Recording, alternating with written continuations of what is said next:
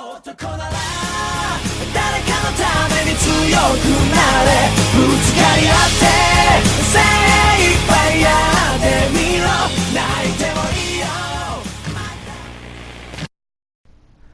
Hey everybody, it's your captain here.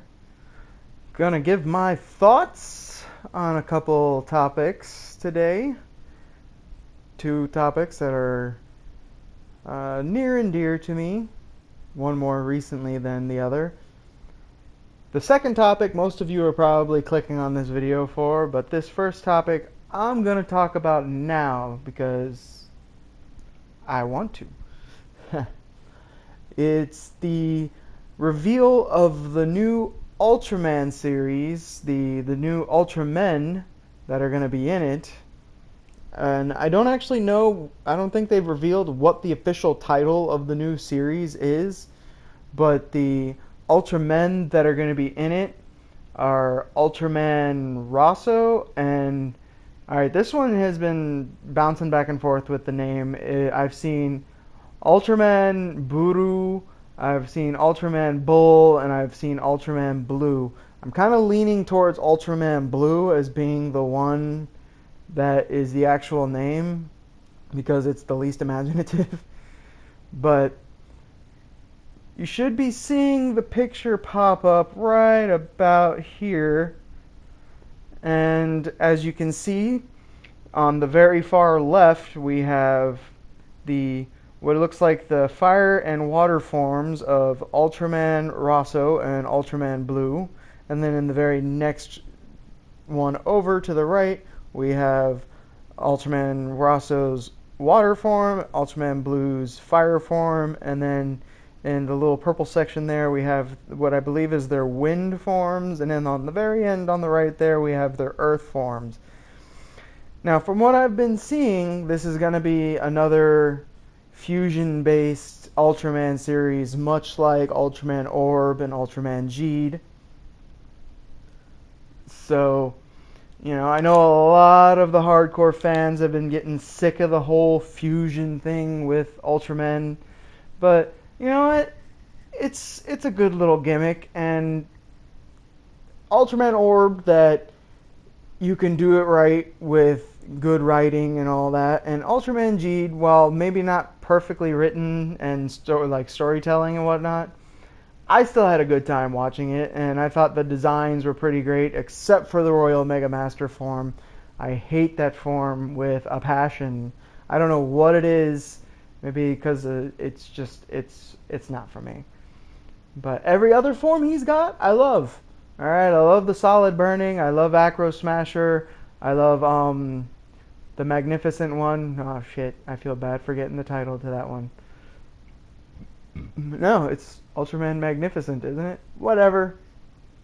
But I liked all those. So, whatever. It's cool.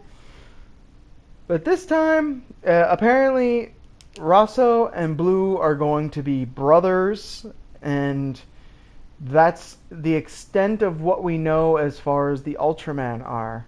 We don't know if they're going to be members of some agency like Zeo or Guts or anything like that.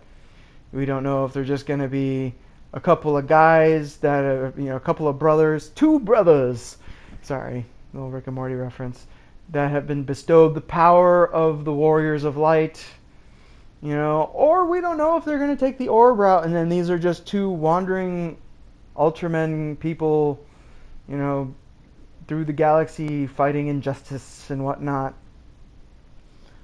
I mean, whatever angle they take, I'm cool with, because it's Ultraman. I've been enjoying a lot of the more recent stuff, and I've been trying to plow through some of the older stuff, and it gets a little rough at times, but you know, I have the original Ultraman on DVD, I have Ultra 7 on DVD, and I've gotten through the first 1.5 discs of Ultraman. I haven't gotten to Ultra 7 yet. You know, I've seen all the modern Ultramen, like from Ginga on. Watched all those shows. I've watched Nexus, which I found really enjoyable, and I started Gaia, but I just haven't made a whole lot of progress with Gaia. The story behind Gaia is just kind of, or at least the way it's progressing and whatnot, it's a little too, I don't know, I want to say too dorky for me, but that's not true. I like some pretty dorky things, hence why I'm sitting here talking about Ultraman. But yeah, they're bringing back the fusion powers. I'm gonna pop up a couple pictures now of some of the other stuff they've shown. Here they are, and just it's pictures of some of the toys that are coming out, and I'm assuming the fusion device that they're going to use. It looks like they're taking a coin angle this time around instead of like the capsules or the cards. It's just merchandise for them to sell, and it's fine. You gotta make money, and the Ultraman series has always been about selling them toys. Gotta make that toy money. That was terrible. Please forget I said that. One key thing you may notice from the pictures here is that it looks like there is a dark Ultraman orb. Or at least that's what, according to some of the people I've seen on this forum I like to visit to, have said that the translation is it's Ultraman Orb Dark. I find that very fascinating because, I've always been a fan of heroes that turn bad, but I've been more of a fan of bad guys that turn into heroes. Like, I love those guys. They're great. They're my favorite characters in almost any show or anime out there. But heroes that turn bad is always like, it can be told in a compelling way. It just depends on what angle they're taking here. Is he actually Orb turning bad, or is it an imposter that's using the powers of Orb and is just using the powers for his own gains, whatnot? I don't know. Should be interesting to find out. And I did not get the pictures, but they did show a few of the Kaiju that are going to be in here, and they're bringing back Black King is making a comeback. I think you may have saw him in one of those little coins that were there. But Black King's making a comeback. Basser is making a comeback, though it looks like he's got some sort of color variant. And there was one more who I forgot, but whatever. And then there seems to be at least 2 new Kaiju whose names we don't know yet that are going to be included in this series. I'm really, really hoping that as far as Kaiju goes, they do a nice mixture of new and old without doing too much old. And if you're gonna do the old ones, at least bring back some of the more obscure ones that haven't been used all that much. Excuse me. Like, I wouldn't mind seeing Bogal come back. I know they've brought back what's his name from originated in X. Oh my God, Damaga. Yeah, there we go. They brought back Damaga for Orb, and he was in an episode of Orb, and I believe he was in one of the Orb movies. I would like to see him come back one more time. He was probably my favorite Kaiju, evil Kaiju from Ultraman X. And I don't mind seeing Gamora, even though he's been played to death. People are probably sick of Gamora. I honestly wouldn't even mind them bringing back Skull Gamora from last series in Geed, just because I think he was underutilized. I think they had a lot of potential to play around with Gamora or Skull Gamora and possibly do like a Skull Gamora X form, because Skull Gamora was made up of Gamora and Red King, who are 2 of the Kaijus in the entire Ultra series that have had an X form. So, but whatever, it's fine, I guess. If they don't do it, they don't do it. Probably wasn't that popular of a character anyways. But yes, Ultraman Rosso, Ultraman Blue, totally looking forward to this. I don't know when they're supposed to drop. Hopefully it comes to Crunchyroll, because that's usually where I watch most of my stuff as far as Ultraman goes. If not, it's gonna suck trying to find a way to find this stuff somewhere. But whatever. Yeah, new Ultraman series. I'm hyped. Can't wait. It's gonna be awesome. Yeah, I'm sorry for that. Alright, so on to my next subject. Something that I'm sure has been discussed to death all over the internet. But you know what? I'm gonna throw my 2 cents in. You know, can you hear the little bloop of the 2 cents falling into the fountain or into the endless abyss that is the internet? My predictions for Infinity War. Like, not just who's gonna die, but, you know, where it all leads off, where it goes next, you know, things like that. It's been sounding like this is gonna be like they've been saying this is a one-shot story, but at the same time, apparently Avengers 4 ties in so heavily, and just the title of Avengers 4 is a huge spoiler for what's going to happen in Infinity War. So I don't see how it could not tie in. But, you know, whatever. I'm going to start off with who I think is going to die. And while I do think there are going to be quite a few deaths, you know, some minor ones, but for the most part, I think as far as major deaths go, it's going to be Cap and Tony. I don't see it any other way. Mostly because if you really pay attention to the trailers, you don't see them in the two battles going on. I mean, I know you see the Hulkbuster armor in Wakanda, but there's a lot of speculation that that's not Tony. And I could see that actually being a thing, like Tony gets killed off early in the movie, and then, you know, someone else is using the armor. Probably no, Rhodey. Wouldn't be Rhodey, because War Machine shows up in one of those shots. But you know what? Honestly, who knows? Because Marvel has lied to us with trailers before, or given us the old bait and switch, you know, shown us one thing and then another. So for all we know, what we've been seeing in the trailer isn't what's actually in the movie. My best example is Thor Ragnarok, when either in the part of the movie when he's missing his eye. Spoilers if you haven't seen Ragnarok, but I mean, if you're listening to this, you've watched all the Marvel movies. But in one of the scenes where he's missing his eye, in one of the old trailers, he's got the lightning eyes in both eyes. So, you know, it's minor, but it's just enough to throw everybody off. And I wouldn't be surprised if Marvel did all that. You know, they're going to great lengths to keep secrecy with this movie. And I don't blame them. It is their biggest movie to date.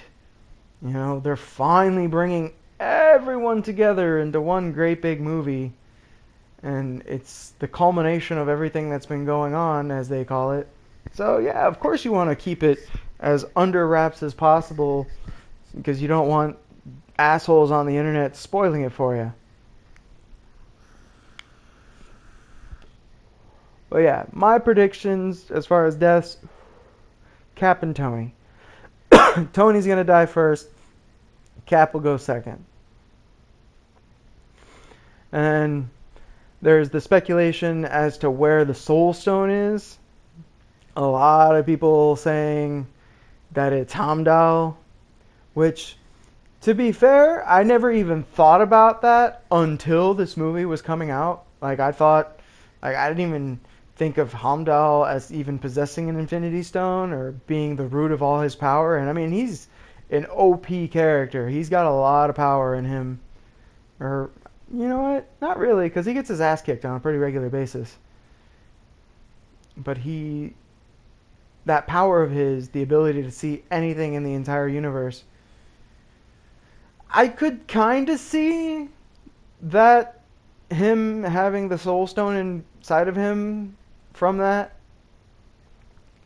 And it would also be a good, like, air quotes here, good way to get rid of Idris Elba, because with each movie he just seems to be losing more and more interest in what's even going on. So, yeah, I I like the theory that the Soul Stone is in Wakanda. That one has always, like, once I heard that theory, it made the most sense to me, because yeah, you got giant space rock, hitting Wakanda, and the plant, the heart-shaped plant that gives the powers of the Black Panther, also giving them the power of the over the dead, or at least in the movie, at least to talk to the dead. Speak to the souls of the dead Panthers. So I buy that one the most, especially with, the whole, why is Thanos even attacking Wakanda in the first place? Tell me that much. Because other than that, him attacking Wakanda makes no sense. I guess, I mean, if you had to apply some kind of military logic, Wakanda's going to be your biggest threat on the planet, so you take out the biggest threat first and then work your way out from there. So I guess if you think of it like that, yeah, it kind of makes sense. But I really think the Soul Stone is in Wakanda. And as far as like secondary deaths go, Vision, I'm fairly certain is gone. If he's not dead, he's gonna get resurrected as some like powered down version of himself. Because Thanos is he's gonna get all the stones. Okay, I don't care what anybody says. He's gonna get all the stones. Doctor Strange's Eye of Agamotto is gonna get ganked from him. Whether he gets killed for it or not, doubt it. I really don't think they're gonna kill Doctor Strange. Like, you just got Benedict Cumberbatch to sign on to be Doctor Strange, and you get him in like 1.5 movies. No, you take advantage of him. Well, that just makes it sound like you know what I mean. But yeah, he's gonna get the Time Stone.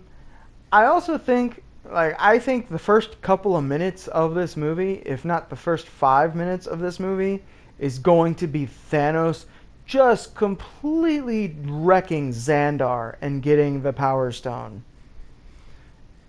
Because that's like one that they've obviously shown in the trailers that he has. It's the first one he has.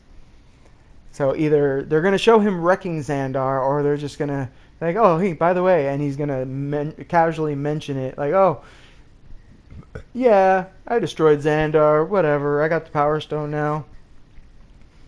And it looks like the second stone he gets is going to be the Space Stone, which is the Tesseract. And I got a feeling that Loki's going to hand it over to try and save Thor in his last act of redemption, because he's going to get killed. And we're all going to cry and be sad because Tom Hiddleston is a goddamn treasure. But you can't fake a Loki death for a second time. It's going to happen. Loki's off the table. Thanos has got a grudge against him anyways for losing, for not only not getting him the Tesseract in the first place, but losing the Mind Stone, which Thanos, for some reason, just handed over to him. Which, there's also a debate as to whether or not Thanos actually knew the Mind Stone was in there, but I'm pretty sure he knew what was going on. So, Loki's gonna bite the dust.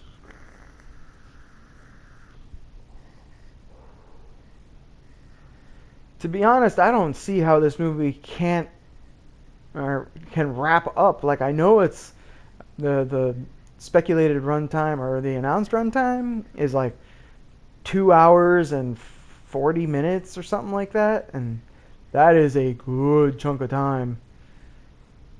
And it's a great chunk of time to tell some story, but at the same time, that's gonna be one hell of a fucking story to tell. I honestly don't see how they can wrap it up cleanly in that amount of time. Like, I have faith that Marvel's gonna make a good movie. I just don't know if they can make,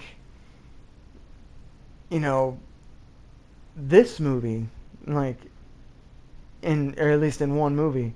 You know, ever since they tried to say, like, oh no, the fourth Avengers movie it's gonna be its own thing. It's not Infinity War Part 1 and Part 2 anymore. It's just gonna be Infinity War and then another. No.